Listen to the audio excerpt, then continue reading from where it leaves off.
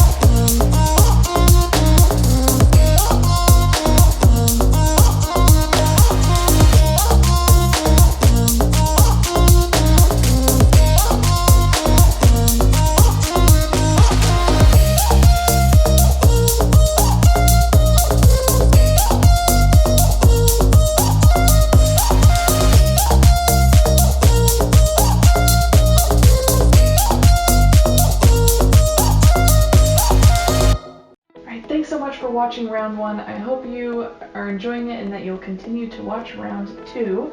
But before we do that, let me give a tip for those who are considering getting into bouldering competitions. And this first tip is, how do you find a bouldering competition?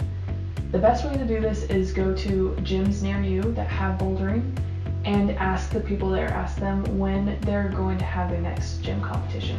Sometimes bouldering competitions require you to be a part of a league, or they require you to have a membership. Whatever it is, they'll be able to give you that information. In this case, I was part of the adult bouldering league. It's really basic, and you put together a team, you pay the money, and you keep track of how many times you do. So it was not a huge time commitment, but it definitely helped me prepare. Let's go on to round number 2.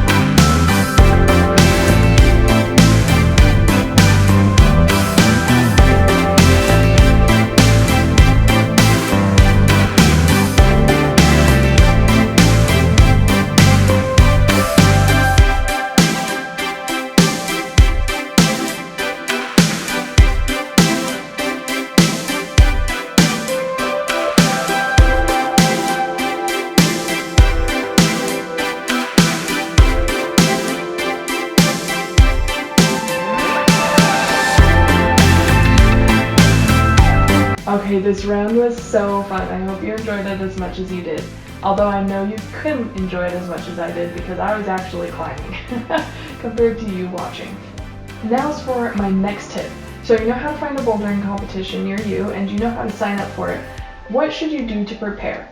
Well, for me, I had been climbing quite a bit, especially in the league that I was in, and I started to notice that I really struggled with dynamic movements.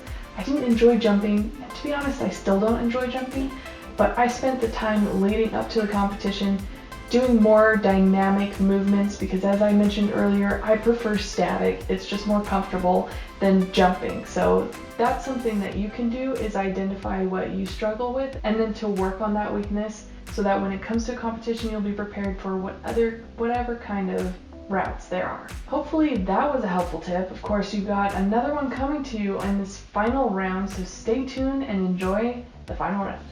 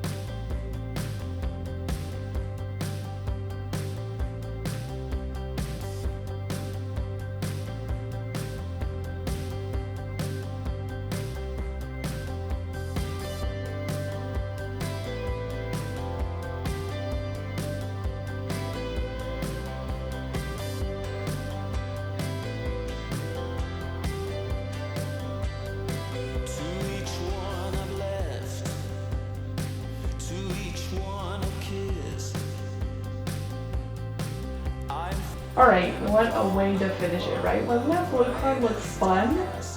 It was fun, though I have to say I'm kind of proud of myself for how persistent I was at retrying the climbs. Now I did this climb originally, I tried it during the live competition, but I had to take so many turns, there's so many other climbers that I didn't get to try over and over and over again, and I never got to do it.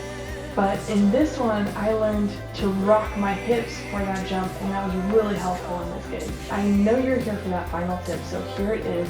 What should you expect when you go to your first bouldering event? Now, first off, there's going to be a lot of people there, and so make sure that you're signed in correctly. Usually a front desk is there. And then if you have any questions at that point, such as like scoring and things like that, they will usually go through that as a group. Now, I've been to 3 other bouldering competitions, and they went through the rules as a group with everybody and a mic. So that should be helpful for you.